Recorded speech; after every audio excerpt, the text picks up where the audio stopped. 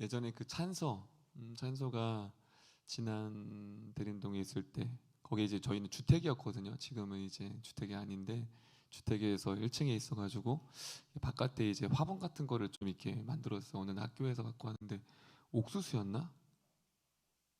아니야? 아 몰라? 관심 좀 가져. 그래서 그 땅콩이라고 줬나 그래서 그 이름이 뭐라고 했는데 그 이제 화분에다가 뭘 심어놨어요. 그래서 아침마다 막 자연소가 물 주고 막 이렇게 그때 감성이잖아요. 그 어린 감성이 막 대화하고 막 여러분 안 그랬어요? 막 물 주면서 막 아유 잘 자라야 돼 하면서 그랬잖아. 다 서로 안 그랬어? 몰라. 근데 열심히 줬는데 이제는 비가 왔어요. 비가 와서 열심히 잘 자라고 있었는데 그게 땅콩인가 뭔가 하여튼 그게 이제는 죽은 거예요. 벌써 이렇게 반응이 오네. 어떡하지? 나는 이해가 안 되는데 어쨌든 그런가 봐요.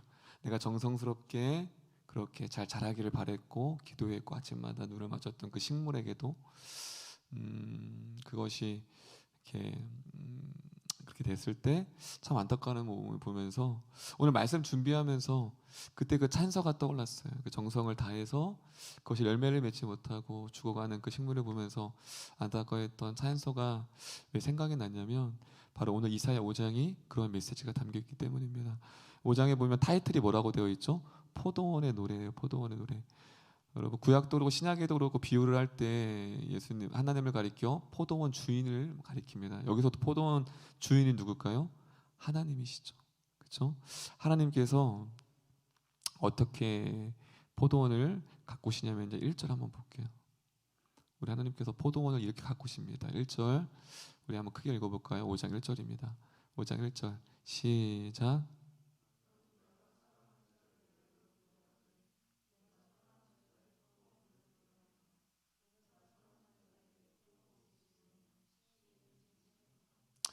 여러분 짧은 1절에 내가 사랑하는 단어가 몇 번 나올까요? 3번 나와요. 그렇죠? 내가 가장 사랑하는 사랑. 여기서 사랑하는 자는 누구죠? 이스라엘 백성을 말하는 거예요. 그 이스라엘 백성 결국은 씨앗은 누구예요? 이스라엘 백성이고 결국 포도원 주인은 누구예요? 하나님인 거예요. 그런데 그 하나님이 무엇을 바라기를 원한대요? 심히 기름진 산에서 포도를 심었어요. 극상품을 2절에 보면 정말 좋은 상품을 심었어요. 여러분 포도원이 나무를 심을 때 어떠한 열매를 바랄까요? 좋은 열매, 내가 원하는 열매, 사랑과 정성을 줬기 때문에. 그런데 그 결과와는 다르게 2절 한번 볼게요. 그렇게 사랑하는 씨앗을 향하여 열매를 바라보는 마음으로 열심히 씨앗을 심었어요. 그런데 정말 하나님이 포도원 주인이 예기치 못한 결과가 나왔어요. 우리 2절 한번 볼게요. 2절 읽겠습니다. 시작.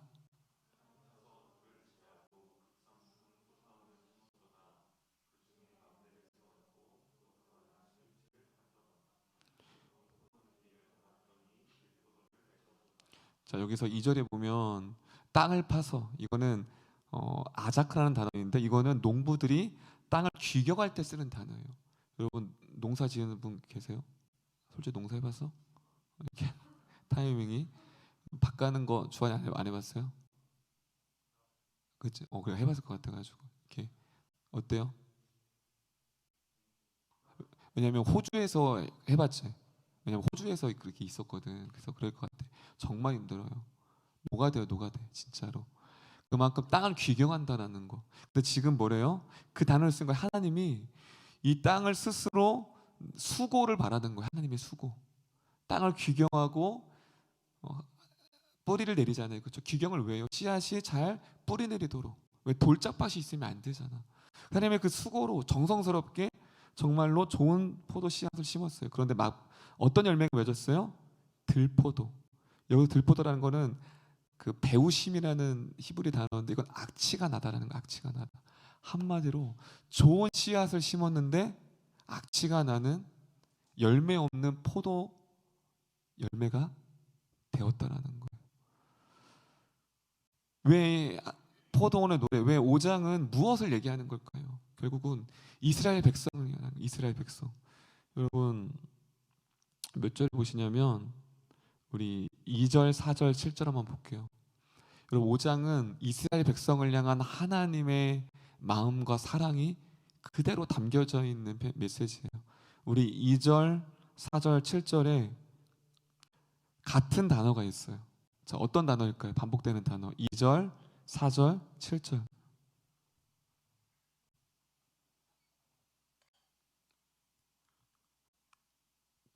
자, 찾으시는 친구는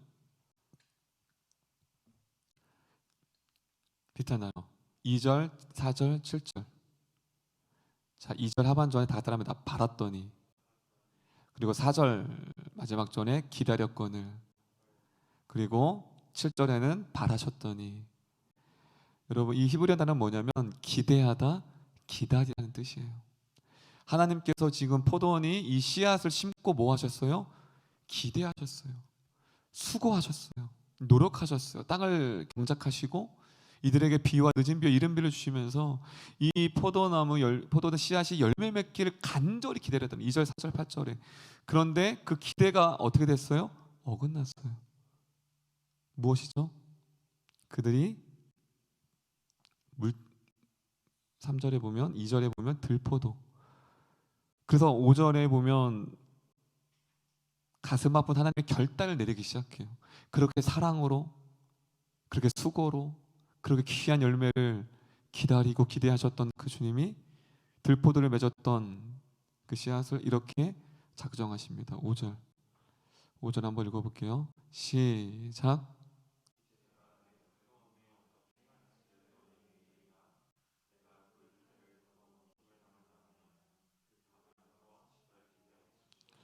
자, 여기서 보면 하나님이, 제가 여기 타이틀에 하염없는 눈물이라고 5절에 타이틀을 만들었어요. 그리고 마치 우리 서두에 찬서가 그렇게 애지중지했던 그 땅콩이 시들어 말랐을 때 안타까워했던 그것과는 비교할 수가 없죠. 그렇게 수고하고 그렇게 기다렸던 그 열매를 보지 못하니 결단하셨어요. 울타리를 걷어. 여러분 당시 포도원에 울타리가 걷어지면 뭐예요?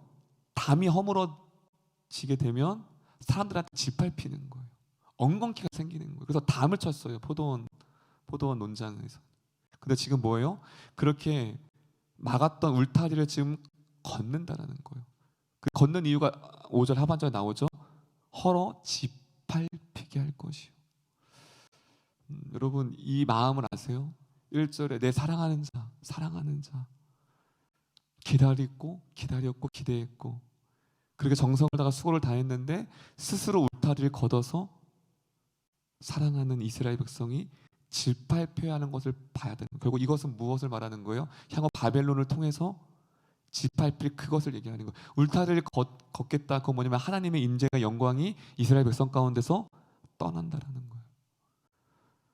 너무 안타까운 장면이에요. 애지중지했던 그 포도밭이 들짐승에게 짓밟히는 것을 바라봐야 하는 농부의 마음, 바로 그 하나님의 마음을 지금 포도원의 노래의 가사를 담아 우리에게 말씀하고 있습니다. 그럼 그렇다면 그들이 어떻게 해서 이렇게 됐을까요? 12절 볼게요.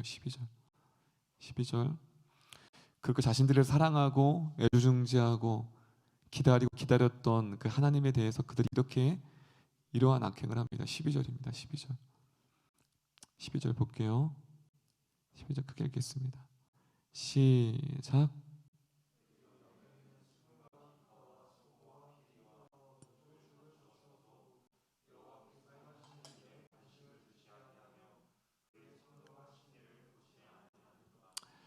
여호와께서 행하시는 일에 무엇을 두지 않고 관심을 두지 않고, 그리고 그의 손으로 하신 일을 뭐하였더라?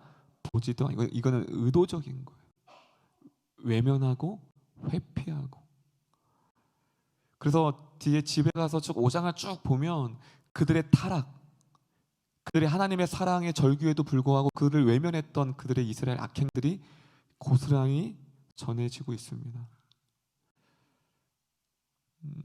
이 말씀이 오늘날 우리에게 어떻게 다가와야 할까요? 마찬가지예요. 우리는 하나님의 은혜로 지금까지 달려왔습니다. 할렐루야. 여러분들 사랑하셔서 은혜로 또 다른 긍휼로 여러분의 많은 사랑을 주셨어요. 그렇기 때문에 우리가 이렇게 믿음이 자라온 거예요. 근데 마치 이스라엘 백성처럼 그 사랑과 그 수고와 그 열매를 결국은 포도원이 주인이 농장이 이 포도원에서 원하는 게 뭘까요? 열매입니다. 열매를 바라지 않는 농부는 없어요. 마찬가지예요. 이스라엘 백성의 열매는 뭐예요? 신명기 말씀했던 것처럼 주 너의 하나님을 마음과 정성을 다해 하나님을 사랑하라, 경외하는 거예요. 마찬가지예요. 여러분 신앙생활을 할 때 우리가 반드시 열매주의가 되면 안 되지만 반드시 하나님의 바라는 게 있어요. 열매예요. 열매. 무슨 열매요?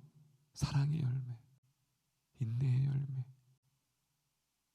여러분의 각자의 삶 가운데서 하나님이 물을 인생의 물이 다 달라요. 그때마다.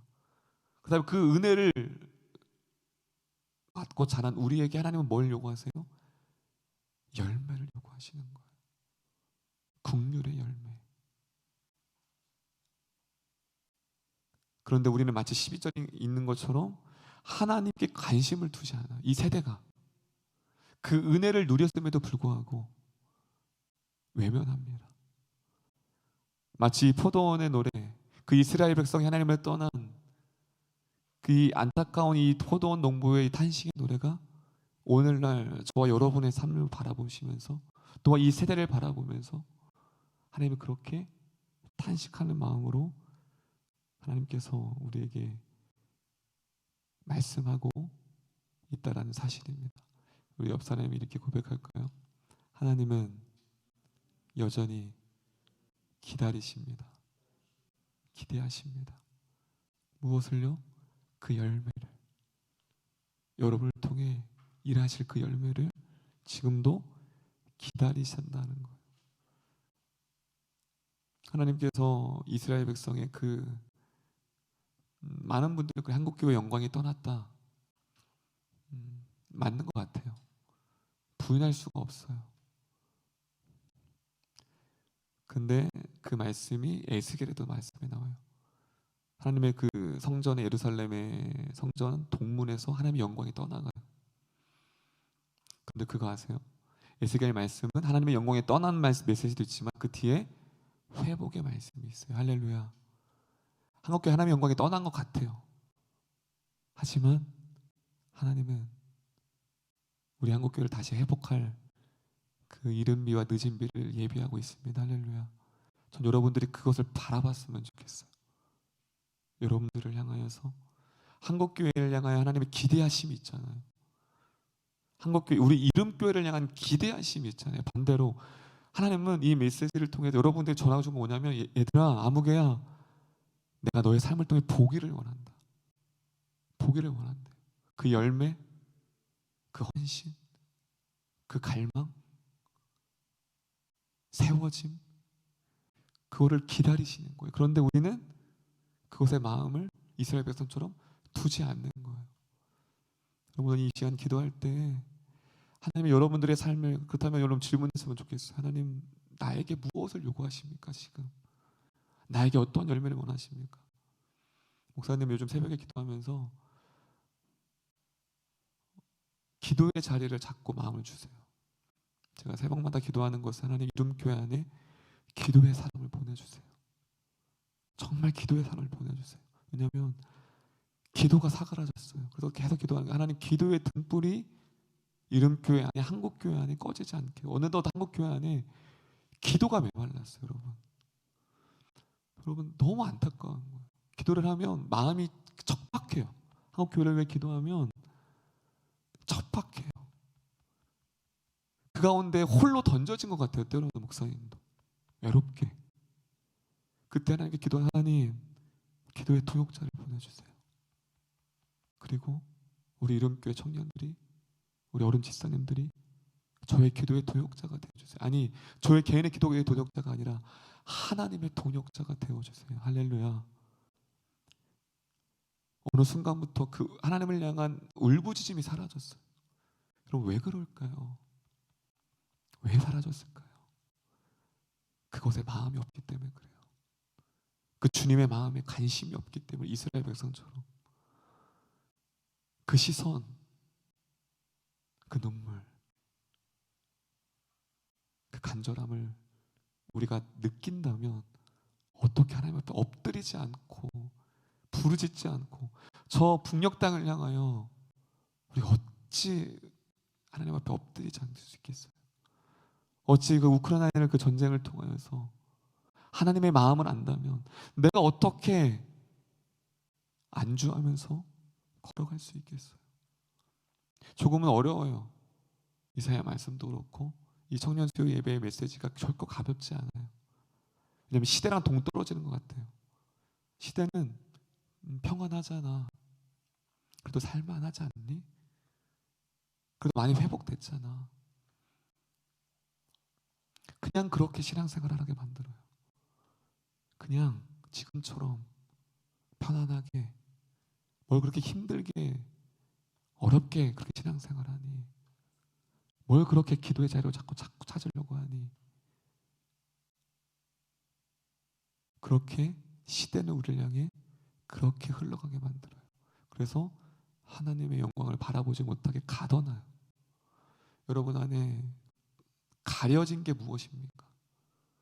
무엇이 하나님을 향한 시선을 가로막고 있습니까?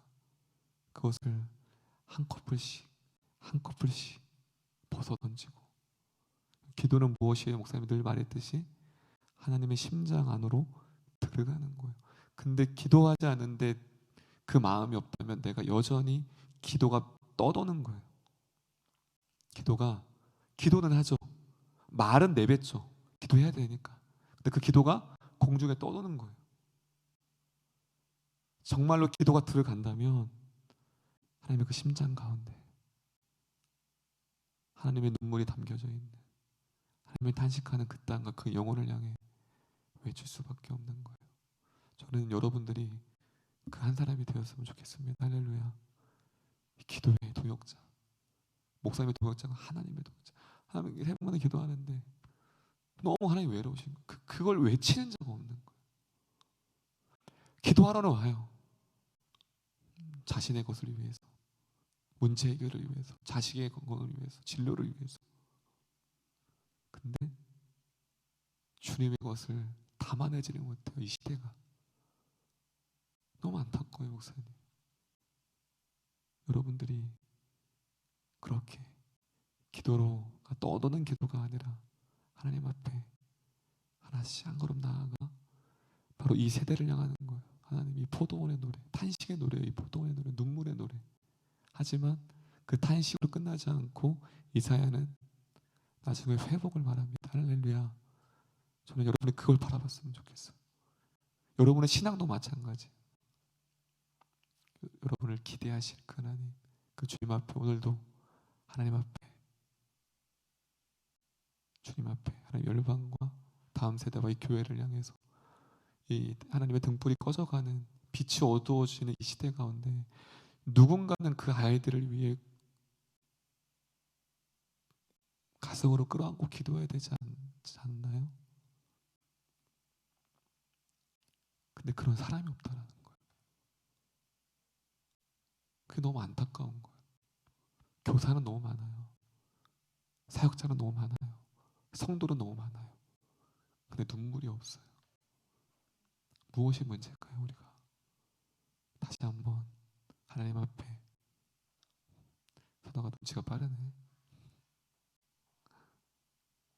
다시금 이 보로원의 노래가 탄식의 노래가 아니라 기쁨의 노래, 회복의 노래, 감사의 노래가 될 수 있도록 나아가는 우리 모두가 되었으면 좋겠습니다.